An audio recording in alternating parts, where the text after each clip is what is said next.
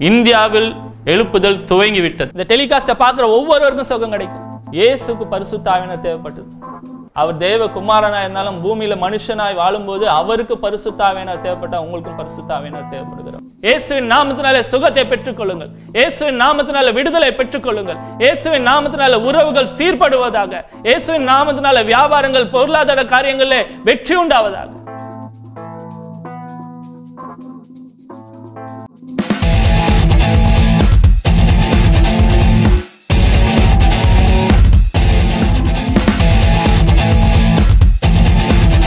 கர்த்தருக்கு பிரியமானவர்களே, கர்த்தர் இன்று நம்மோடு பேசுகிற வார்த்தை 2 கொரிந்தியர் 8ஆம் அதிகாரம் 9ஆம் வசனம்.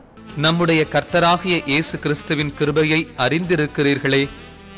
அவர் ஐஸ்வர்யம் உள்ளவராயிருந்தும் நீங்கள் அவருடைய தரித்திரத்தினாலே ஐஸ்வர்யவான்களாகும் படிக்க உங்கள் நிமித்தம் தரித்திரரானாரே. இந்த வசனத்துல பார்க்கிறோம், அவர் ஐஸ்வர்யம் உள்ளவராயிருந்தும் நீங்கள் அவரை விசுவாசிக்கிற நாம் அவருடைய தரித்திரத்தினாலே ஐஸ்வர்யவான்கள் ஆகும்படிக்கு அவர் கிறிஸ்து நம் நிமித்தம் தரித்திரரானார். இங்க தேவனுடைய ஒரு விருப்பத்தை பாருங்களேன். நாம் ஐஸ்வர்யவான்கள் ஆகும் வேண்டும் என்பதற்காக நமக்காகவே தேவன் இயேசு கிறிஸ்து தரித்திரரானார், நமக்காக பாடுபட்டார், மரித்தார், உயிரோடு இருந்துச்சு. அவருடைய விருப்பங்கள்ல அநேக இயேசு சிலுவையில மரித்து உயிரோடு இருந்ததுல அநேக ஆசீர்வாதங்கள்ல இது ஒரு ஆசீர்வாதம். வெறும் ஆண்டவர் என்னுடைய பாவங்களை மன்னிக்கும்படியாக மாத்திரம் சிலுவையில மரிக்கல. என் பாவங்கள் மன்னிக்கப்பட வேண்டும், தேவனோடு எனக்கு ஒரு உறவு உண்டாக வேண்டும், எனக்கு நித்திய ஜீவன் அடைய வேண்டும், என்னுடைய சரீரத்தில் இருக்கிற பலவீனங்கள் வியாதிகள் நீங்க வேண்டும், பிசாசின் அடிமைத்தனத்துல சிக்குண்டவர்கள் அந்த அடிமைத்தனத்திலிருந்து நான் விடுவிக்கப்பட வேண்டும், சாபத்திலிருந்து விடுவிக்கப்பட வேண்டும். இன்னொரு நோக்கம் என்னன்னா, நான் தரித்திரத்திலிருந்து விடுதலை ஆக்கப்பட வேண்டும் என்பதும் தேவனுடைய திட்டமா இருக்கு. இயேசு சிலுவையில எனக்காக மரித்து உயிர் தெழுந்ததுனால தரித்திரத்திலிருந்து விடுவிக்கப்பட்டவனாய் நான் ஐஸ்வர்யவானாய் நான் வாழ வேண்டும் என்பதும் தேவனுடைய சித்தமா இருக்கு. பிரியமானவர்களே, உங்கள் ஆத்துமா வாழ்கிறது போல நீங்கள் எல்லாவற்றிலும் வாழ்ந்து சுகமா இருக்க வேண்டும் என்று யோவான் அந்த இடத்துல தேவனுடைய வார்த்தையை பேசுகிறான். நம்ம என் ஆத்துமா வாழ்வது போல நான் எல்லாவற்றிலும் வாழ்ந்து சுகமாகவும் இருக்கணும், எல்லா காரியத்துல வாழணும். என்னுடைய உறவுகளை நான் செழித்து இருக்கணும், என்னுடைய பொருளாதார ரீதியில செழித்து இருக்கணும், ஆரோக்கியத்துல நான் செழித்து இருக்கணும். பொதுவா கிறிஸ்தவ வட்டாரத்துல இந்த பணத்தை குறித்து, செல்வத்தை குறித்து, ஐஸ்வர்யத்தை குறித்து பேசுறதுக்கு கடைசியாக தான் ஒதுக்கி வச்சிருப்போம். கேட்டால் அது செழிப்பின் உபதேசம், தவறான உபதேசம் அப்படின்னு. செழிப்பு என்று சொல்லும்போது வெறும் பணத்தை மாத்திரம் சொல்லலை. வேத வசனமும் என்ன சொல்லுது? பண ஆசை எல்லா தீமைக்கும் வேறா இருக்கிறதுன்னு சொல்லுது. ஆனால் பணம் தீமை இல்லை, அந்த பணத்தின் மேல இருக்கிற ஆசை தான் தப்பு. ஆனால் இந்த பணம் நாம் வைத்திருக்க வேண்டும், நாம் செல்வந்தர்களாய் ஐஸ்வர்யவான்களாய் இருக்க வேண்டும் என்பது தேவன் நமக்கு கொடுத்திருக்கிற ஒரு ஆசீர்வாதம். அந்த செழிப்பு என்று சொல்லும் போது வெறும் பணம், ஐஸ்வர்யம், ஆஸ்தி இதை மாத்திரம் நான் சொல்ல வரல. நம்முடைய வாழ்க்கையின் ஒவ்வொரு பகுதிகளிலும் நாம் செழித்திருக்க வேண்டும். அதுக்காக தான் தேவன் நம் நிமித்தம் தரித்திரரான. நாம் ஐஸ்வர்யவான்களாகும் வேண்டும் என்று சொல்லும் போது நாம் நன்றாக நம் செல்வந்தர்களாய் வாழ்ந்து நம்ம சுகபோகமான வாழ்க்கை வாழ வேண்டும் என்பதற்காக மாத்திரம் அல்ல. இயேசு சொல்கிறார், நான் அவைகளுக்கு ஜீவன் உண்டாயிருக்கும், அது பரிபூர்ணப்படவும் வந்தேன். நான் பரிபூர்ணமான திருப்தியான வாழ்க்கை வாழ வேண்டும் என்பது மாத்திரம் மறிக்கவில்லை. நான் ஐஸ்வர்யவான்களாய் நாம் ஏன் இருக்க வேண்டும் என்பதுக்கு அநேக காரணங்கள் உண்டு. அதுக்கு பிரதான காரணம் என்னன்னா, தேவனுடைய உடன்படிக்கையை நிறைவேற்றுவதற்கு ஐஸ்வர்யம் தேவைப்படுகிறது. நான் ஏற்கனவே சொன்னது மாதிரி ஐஸ்வர்யம் என்று சொல்லும் போது வெறும் பணம் மாத்திரம் அல்ல, ஒரு காரியத்தை நிறைவேற்றுவதற்கு திராணியும் ஒரு ஐஸ்வர்யம் தான். நீதிமொழிகள் 10:11 கர்த்தருடைய நாமம் பலத்த துருகம், நீதிமான் அதற்குள் ஓடி சுகமாயிருப்பான், ஐஸ்வர்யவானுடைய பொருள் அவனுக்கு அரணான பட்டணம். அவருக்குள்ளாக அடைக்கலமா இருக்கிறவர்களுக்கு ஒரு குணாதிசயம் என்னன்னா, அவர்கள் ஐஸ்வர்யவான்களா இருப்பாங்க. உபாகமத்தில் வாசிக்கிறோம், ஐஸ்வர்யத்தை சம்பாதிக்கும்படியான பலனை, திராணியை கொடுப்பது கர்த்தர். வெறும் பணம் இருந்தா மாத்திரம் அது பலன் கிடையாது. பணம் இல்லைன்னா தரித்திரராயிருவாங்க. பணத்தை சம்பாதிக்க ஐஸ்வர்யவான்கள் ஆகும்படியான திராணி, திறன், அந்த ஸ்கில், காரிய சமர்த்தம், இதுவும் தேவன் கொடுக்கிற ஒரு ஆசீர்வாதம். அதுதான் ஐஸ்வர்யம். ஐஸ்வர்யத்தை சம்பாதிக்கும் திறன், பலனை கர்த்தர் கொடுக்கிறார். அதன் பலனாக தான் வாழ்க்கையில ஐஸ்வர்யம் காணப்படுகிறது. ஒருத்தர் 10 லட்ச ரூபா கொடுத்தா நான் பணக்காரன் ஆயிட்டேன்னா சொல்ல முடியாது. அடுத்த 5 வருஷம் கழிச்சு பார்த்தா அந்த 10 லட்சம் எங்க போச்சுன்னு தெரியல. இப்பெல்லாம் 10 லட்சத்துக்கு 5 வருஷம் தேவையில்ல, ஒரே வருஷத்துல காணாம போயிடும். வெறும் பணம் மாத்தம் ஐஸ்வர்யம் அல்ல. அந்த அந்த உலக ஆஸ்திகளை சம்பாதிக்கத்தக்கதான திறனும் பலனையும் ஞானத்தையும் கர்த்தர் தான் கொடுக்கிறார். அது ஆசீர்வாதம், அதுதான் ஐஸ்வர்யம். எவ்வளவு இருக்கணும் அப்படின்னு பார்க்கும்போது நம்முடைய தேவைக்கு அதிகமாக இருக்க வேண்டும் என்பதுதான் தேவனுடைய விருப்பம். அப்பதான் அது ஒரு ஐஸ்வர்யம், ஒரு செல்வந்தன் அப்படின்னு சொல்ல முடியும். கர்த்தருடைய பிள்ளைகள் தரித்திரத்தில் வாழ்வது தேவனுடைய சித்தம் இல்லை. அவர்கள் ஐஸ்வர்யவான்களாக இருக்கணுமா? கர்த்தரின் மேய்ப்பராக இருக்கிறார், நான் தாழ்ச்சி அடையேன் என்பதுதான் அவருடைய வாக்குத்தத்தம், ஆசீர்வாதம். பழைய ஏற்பாடுல பார்க்கிறோம், இஸ்ரவேலர்கள் எகிப்தின் அடிமைத்தனத்தில் இருந்தாங்க. ஆண்டவர் அவர்களை ரட்சிக்கும் போது அந்த அடிமைத்தனத்திலிருந்து விடுவிக்கப்பட்டவர்களாய் வரும்போது அவர்கள் தரித்திரராய் வரவில்லை. அவர்கள் ஐஸ்வர்யவான்களாக வரும்படியாக ஆண்டவர் ஒரு வழிவாசலை அங்க உண்டாக்கி வச்சிருந்தார். எகிப்தியர்கள் எல்லாருக்கும் போய் அவங்ககிட்ட இருக்கிற தங்கம் வெள்ளி எல்லாத்தையும் கேட்டு, நல்ல வஸ்திரங்களை கேட்டு வாங்க அப்படின்னு சொல்லும்போது இவங்க கேட்க எல்லாத்தையும் இவங்க பெற்றுக்கொண்டு அங்க இருந்து கொள்ளையடித்து வருகிறவர்களாய் வந்தாங்க. பழைய உடன்படிக்கையில இருக்கிற அவர்களுக்கே அந்த ஆசீர்வாதம் இருக்கும்போது, ரத்தத்தினால், இயேசுவின் ஒரு ஆட்டுக்குட்டியின் ரத்தத்தினால் மீட்கப்பட்ட அந்த ஜனத்துக்கே அந்த ஆசீர்வாதம் இருக்கும்போது, இயேசுவின் ரத்தத்தினால் மீட்கப்பட்ட நம்ம புதிய உடன்படிக்கை, பழைய உடன்படிக்கையை காட்டிலும் மேலான உடன்படிக்கை என்று அழைக்கப்படுகிற இந்த புதிய உடன்படிக்கையின் பங்குள்ளவர்களாகிய நமக்கு எவ்வளவு ஆசீர்வாதம் உண்டாயிருக்கு. மல்கியா 3:10 நம்ம அடிக்கடி பார்ப்போம், நிறைய கேட்டிருப்பீங்க.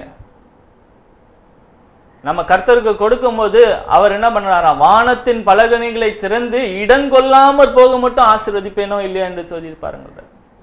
நான் நீங்க கொடுக்கறத பத்தி பேசல, ஆனா தேவனுடைய மன விருப்பத்தை, அவருடைய விருப்பத்தை பாருங்க. அவர் கொடுக்கும்போது இடங்கொள்ளாமல் போக மட்டும் நம்ம வச்சிருக்கணும், அப்படிதான் ஆசீர்வதிப்பேன். அவருடைய மனதை, கர்த்தரின் மனதை பாருங்க. நம்ம என்னுடைய பிள்ளைகள் இடங்கொள்ளாமல் போக மட்டும் ஆசீர்வதிக்கப்பட்டவர்களா இருக்கணும். வானத்தின் பலகனையை திறந்து நான் அவர்களை ஆசீர்வதிக்கணும் என்பதுதான் தேவனுடைய விருப்பம். இதுக்கு வேற எனக்கு ஒரு நல்ல காலம் வரும் என்பது இல்லை. இன்றைக்கே இப்பொழுதுதான் நாம் பழுகி பெருக வேண்டிய ஒரு காலம். அந்த இஸ்ரேல் மக்களுக்கு சொல்றாங்க, இன்னைக்கு ரட்சிக்கப்பட்ட நீங்க இன்னைக்கே, யாத்திராகமம் 1:7-12 பார்க்கும்போது இப்போதுதான் நாம் பழுகி பெருக வேண்டிய காலம். நம்முடைய செல்வத்தை பார்த்து ஏசாயா 60 பார்க்கிறோம். நமக்கு கொடுத்திருக்கிற இந்த ஆசீர்வாதங்களை பார்த்து பூமியின் ராஜாக்களும் பிரபுக்களும் நம்மளை தேடி வரணும். நமக்கு ஒரு ஸ்டாண்டர்ட், ஒரு ரோல் மாடலாக ஆண்டவர் ஒரு ஆபிரகாமை வைத்திருக்கிறார். ஆபிரகாமின் வாக்குத்தத்தங்களுக்கு நாம் இப்பொழுது உடன் பங்காளிகளா இருக்கிறோம். ஆபிரகாம் எப்படி ஆசீர்வதிக்கப்பட்டிருந்தான்? ஆதியாகமம் 12 கர்த்தர் அவனை ஆசீர்வதிக்க, நான் உன்னை ஆசீர்வதிப்பேன், நீ ஆசீர்வாதமா இருப்பாய். ஆதியாகமம் 13:2 பார்க்கிறோம், ஆபிரகாம் மிருக ஜீவன்களும் வெள்ளியும் பொன்னுமான ஆஸ்திகளை உடைய சீமானா இருந்தானா. மிகுந்த ஆஸ்தி. அவனுடைய ஆஸ்தியும் அவனுடைய ஐஸ்வர்யமும் லோத்தின் ஐஸ்வர்யத்தையும் ஒரே இடத்துல ஒரே வைத்துக் கொள்ளாத அளவுக்கு, பூமி தாங்கக்கூடாத அளவுக்கு மிகுதியா இருந்ததுன்னு பார்க்கிறோம். அதுதான் கர்த்தர் நமக்காக வைத்திருக்க ஸ்டாண்டர்ட். இதோ என்னுடைய அனுதின தேவைகளை மாத்திரம் ஆண்டவர் சந்தியும், அது போதும் அப்படின்னு சொல்வது இந்த புதிய உடன்படிக்கையின் ஆசீர்வாதம் இல்லை.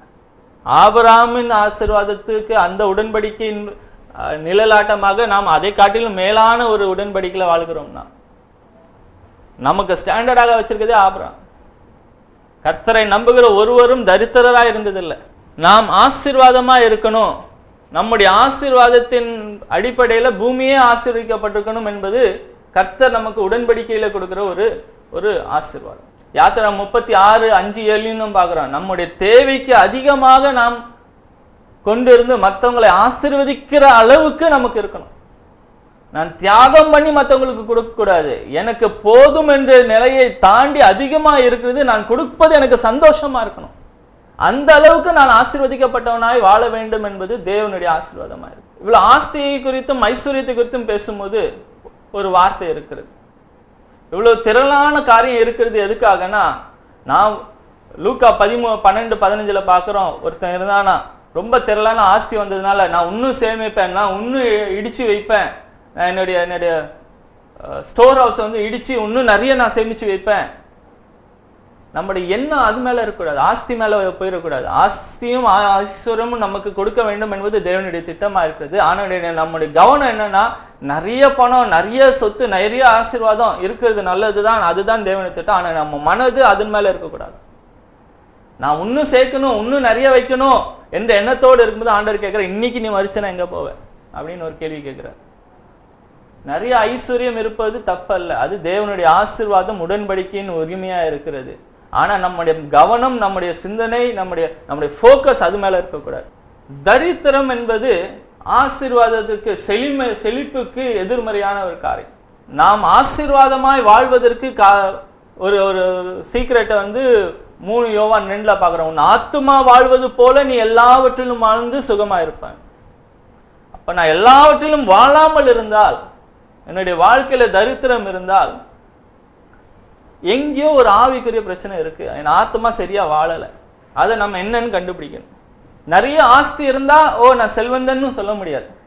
வெளிப்படுத்தல் 3ஆம் அதிகாரத்துல 14-18 லவோதிக்கேய சபைக்கு ஆண்டவர் சொல்கிறார், நீ அந்த சபை நல்ல செழித்திருந்ததான், செல்வந்தமா இருந்தது, எனக்கு நிறைய ஆஸ்தி இருக்கு, ஐஸ்வர்யம் இருக்குன்னு சொல்லிச்சான். ஆனா கர்த்தர் அந்த சபையை பார்க்கும்போது நீ தரித்திரமாய் இருக்கிறார் என்று சொல்கிறார். என்னுடைய ஐஸ்வர்யம், பணம் மாத்திரம் ஐஸ்வர்யமாய் தேவன் பார்க்கல, என்னுடைய ஆத்மா வாழ்ந்து அதன் பிரதிபலனாக காணப்படுகிற காரியத்தை தான் ஆண்டவர் என்ன பார்க்கிறார், ஐஸ்வர்யம் என்று பார்க்கிறார். ஏன்னா பிரசங்கி 5:19 வாசிக்கிறோம், ஐஸ்வர்யம் கர்த்தரால் வருகிற ஒரு ஆசீர்வாதம், ஒரு வெகுமதி. கர்த்தர் தான் கொடுக்கிறார். ஆஸ்தியும் ஐஸ்வர்யத்தையும் கொடுக்கிறது கர்த்தர். தேவன் என்னை ஆசீர்வதித்து இருக்கிறார் என்பதற்கு ஒரு அடையாளம் நம்ம கையில இருக்கிற சம்பத்து. அதே பிரசங்கி 6:2 அதை பார்க்கிறோம். ஆஸ்தி கர்த்தரனை ஆசீர்வதித்து இருக்கிறார் என்பதற்கு ஒரு அடையாளமா இருந்தாலும், அப்ப என்கிட்ட எல்லாம் பணம் இருக்கு, ஐஸ்வர்யம் இருக்கு, சம்பத்து இருக்கு, அதனால நான் ஆசீர்வதிக்கப்பட்டவனா?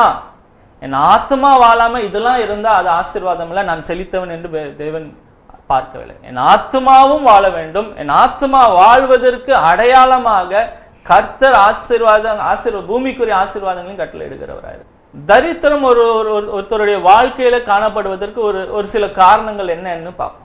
நீதிமொழிகள் 13:23 சொல்கிறது, ஒருவருடைய வாழ்க்கையில அநியாயம் காணப்பட்டால், அறநெறியற்ற வாழ்க்கை, பரிசுத்தமில்லாத வாழ்க்கை, ஒரு வியாபாரம் செய்யறோம், அதில் அநியாயம் காணப்பட்டால் தோல்வி உண்டாகலாம். நாம் செய்கிற முயற்சிகள் தோல்விற்று போகலாம்.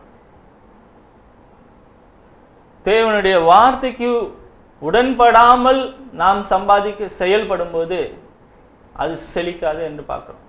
இரட்டை வாழ்க்கை, கிறிஸ்தவர்கள் இருக்கும்போது கிறிஸ்தவனை போல வாழறது, கிறிஸ்தவர்கள் அல்லாத ஒரு சூழ்நிலையில அவர்கள் கேட்டபடி வாழ்கிறது. இந்த இரட்டை வாழ்க்கை தரித்திரத்தை கொண்டு வருகிறது.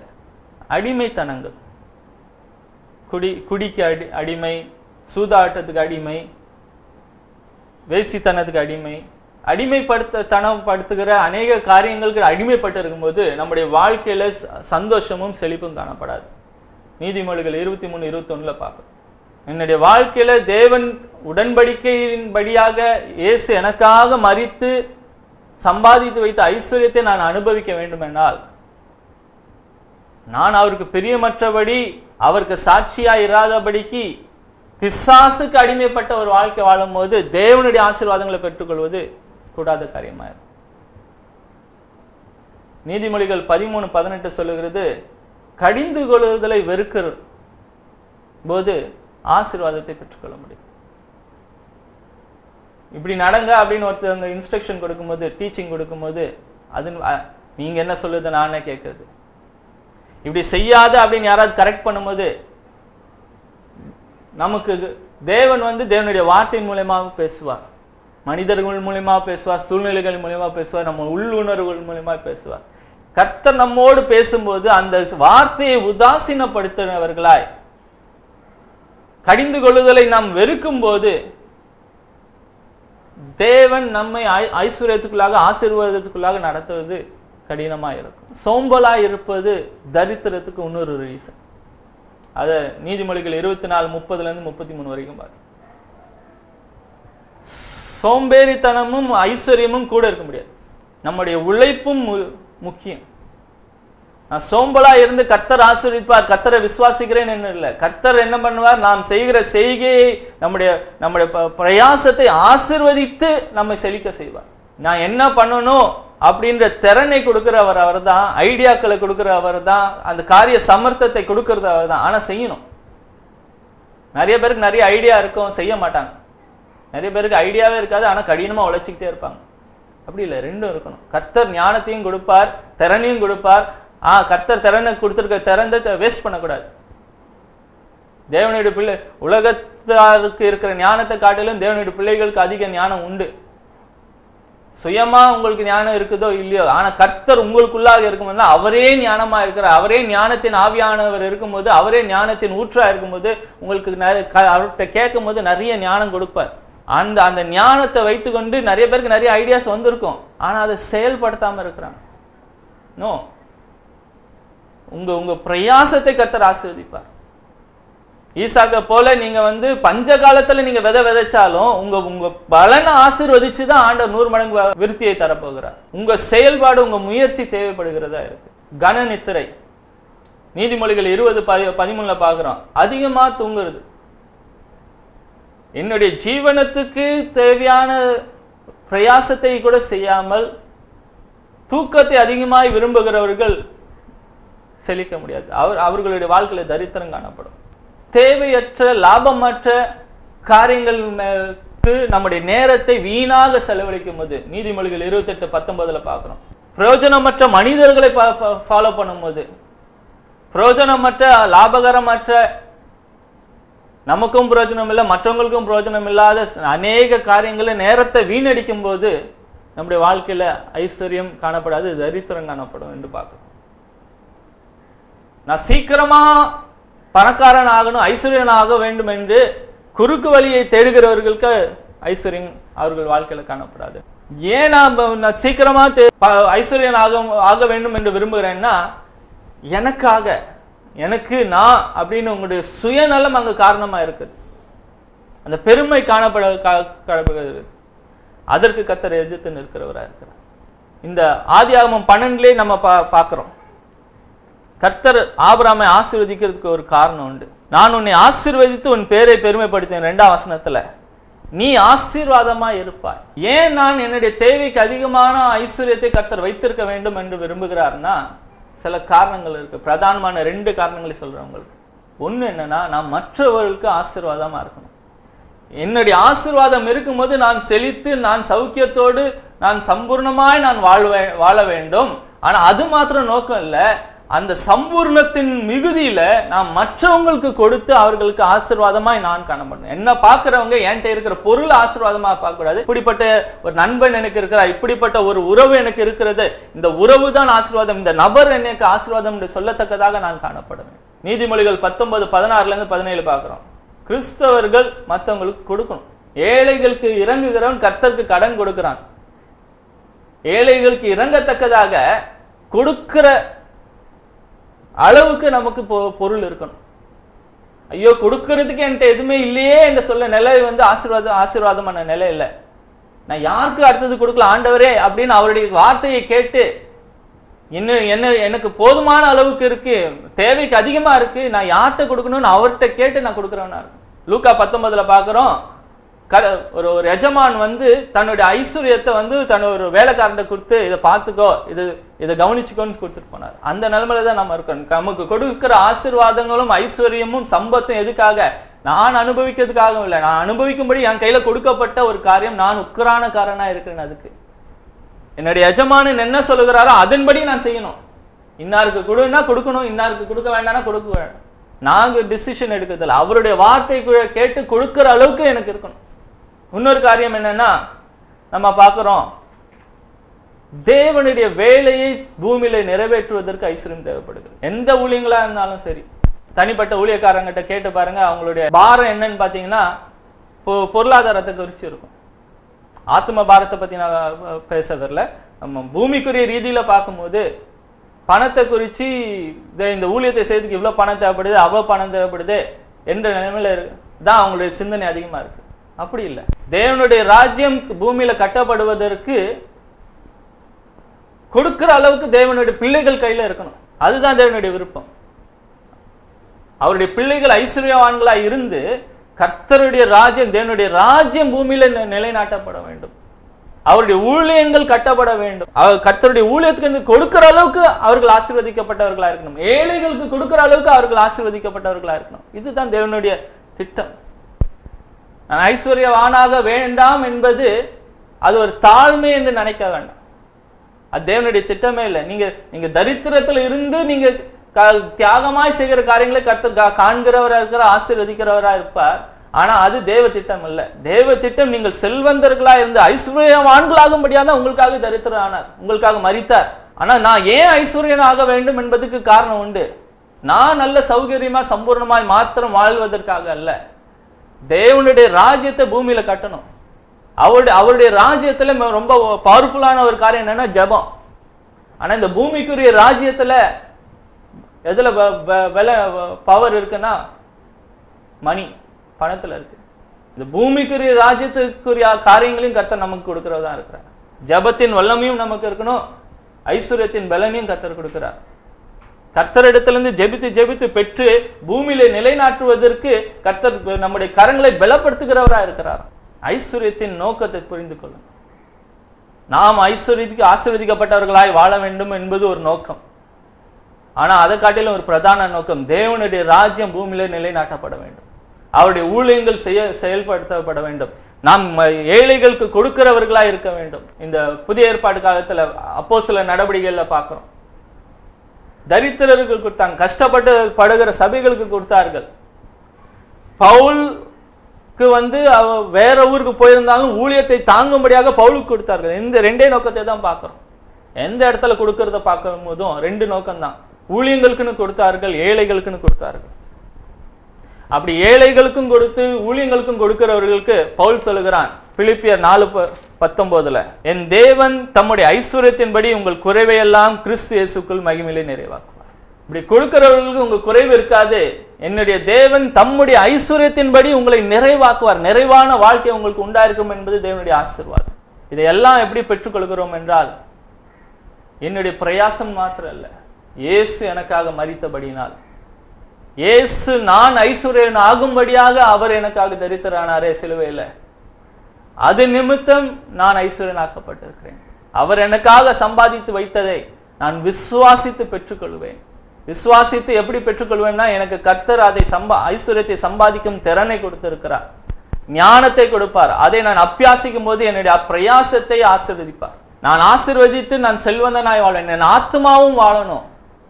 உலக பணத்துக்காக மாத்திரம் ஓடக்கூடாது. என் ஆத்மா செழித்திருக்கத்தக்கதாக என்னுடைய ஆவிக்குரிய வாழ்க்கையிலும் நான் வளர வளர வளர என் பூமிக்குரிய வாழ்க்கையிலே கர்த்தர் என்னை ஆசீர்வதித்தார் என்பதுக்கு ஒரு அடையாளமாய் ஐஸ்வர்யம் காணப்படும். இந்த ஐஸ்வர்யத்துக்கு நோக்கம் என்ன? ஏன் கர்த்தர் சிலுவையில மறிச்சு எனக்கு ஐஸ்வர்யத்தை கொடுக்கணும்னு நினைக்கிறான்னா, நான் நல்லா இருக்கிறதுக்காக மாத்திரம் இல்ல, அவருடைய ராஜ்யம் பூமியில கட்டப்படுவதற்காக. எப்படி கட்டப்படும்? தம்முடைய பிள்ளைகள் மூலமா தான் கட்டப்போகிறார். ஏழைகளுக்கு கொடுக்கும்படியாக. அவருடைய ராஜ்யம் எங்க இருக்கிறதோ அங்க ஒரு சம நிலையை உண்டாகணும். நம்மை நினைத்தருளுகிற ஒரு தேவன் இருக்கிறான். தரித்திரர்கள் அதை கண்டு அவர்களும் கர்த்தரிடத்தில் ஆசீர்வாதத்தை பெற்றுக்கொள்ளும்படியாக தேவனுடைய விருப்பத்தை உங்கள் வாழ்க்கையிலே நீங்கள் அனுபவிக்க வேண்டும். உங்களுக்காக நான் ஜெபிக்க விரும்புகிறேன். கர்த்தாவே, வேதத்தின் அடிப்படையிலே ஐஸ்வர்யத்தின் நோக்கத்தை நாங்கள் இன்று தெரிந்து கொண்டிருக்கிறோம்.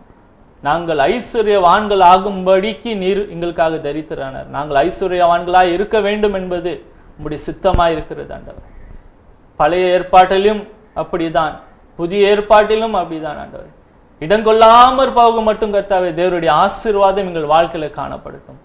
கர்த்தாவே, நாங்கள் பூமியிலே கர்த்தரால் ஆசீர்வதிக்கப்பட்ட ஒரு வாழ்க்கை வாழ எங்களுக்கு உதவி செய்வீராக. எங்களுடைய ஆத்துமாவிலே நாங்கள் செழித்திருக்கணும். எங்கள் சரீரத்தில் ஆரோக்கியத்தில் செழித்திருக்கணும். எங்கள் உறவுகளிலே நாங்கள் செழித்திருக்கணும். பொருளாதார காரியங்களிலும் நாங்கள் செழித்திருக்க எங்களுக்கு உதவி செய்வீராக. கர்த்தாவே, நாங்கள் ஏழைகளுக்கு இறங்கத்தக்கதாக கர்த்தாவே ஊழியங்களுக்கு கர்த்தாவே தாராளமாய் கொடுக்கத்தக்கதான ஆசீர்வாதம் எங்கள் வாழ்க்கையில காணப்படட்டும், ஐஸ்வர்யம் காணப்படட்டும்.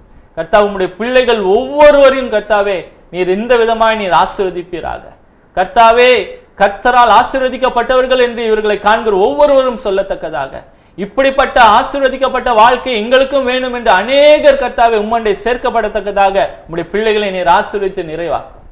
இயேசு நாமத்தில் கேட்கிறேன் நல்ல பிதாவே. இந்த ஊழியத்துக்காக ஜெபித்தும் கொடுத்தும் உதவுகிற சகல பங்காளர்களுக்கு இயேசுவின் நாமத்தினாலே நாங்கள் நன்றிகளை செலுத்திக் கொள்கிறோம். என் தேவன் தம்முடைய ஐஸ்வர்யத்தின்படி உங்கள் குறைவை எல்லாம் கிறிஸ்து இயேசுவுக்குள் மகிமையிலே நிறைவாக்குவார். More love, more power, more of you in my life. More love, more power, more of you in my life. And I will worship you with all of my heart. And I will worship you with all of my mind. And I will worship you with all of my strength. For you are my Lord, you are my Lord. More love, more power, more of you in my life. And I will seek your face with all of my heart. And I will seek your face with all of my strength.